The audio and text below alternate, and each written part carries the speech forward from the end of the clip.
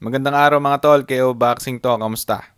So may laban nga ngayon ng ating pambato na si Dave the Doberman Apolinario doon sa Japan. Makakalaban ng ating pambato si Thanes Ongjunta na nagmula sa Thailand at maglalaban sa Super Flyweight 8 rounds regular bout. Samantala kahapon sa weigh-in ay tumimbang ng 112.7 pounds si Thanes Ongjunta habang ang ating pambato na si Apolinario ay tumimbang ng 111.3 pounds. Parehas pasok ang dalawa sa weight limit kaya naman tuloy na ang laban ngayong araw. Samantala may kasalukuyang kartada ang Thai fighter na 12 wins, isa lang ang talo. 6 nga dito ay pinatulog nito. Samantala ang ating pambato na si Dave Apolinario ay may 19 wins, wala pang talo. 13 nga dito ay galing sa knockout. Samantala sa nakaraang rankings ng WBA sa flyweight division, rank number 1 si Dave Apolinario. Kaya naman kailangang magpakitang gilas ni Apolinario sa labang to upang makuha na niya ang world title shot sa susunod niyang laban. Samantala sa ibang balita mga tol, Jerwin the Pretty Boy Ancahas nagpakita ng skills nito sa harap ng media doon sa Japan.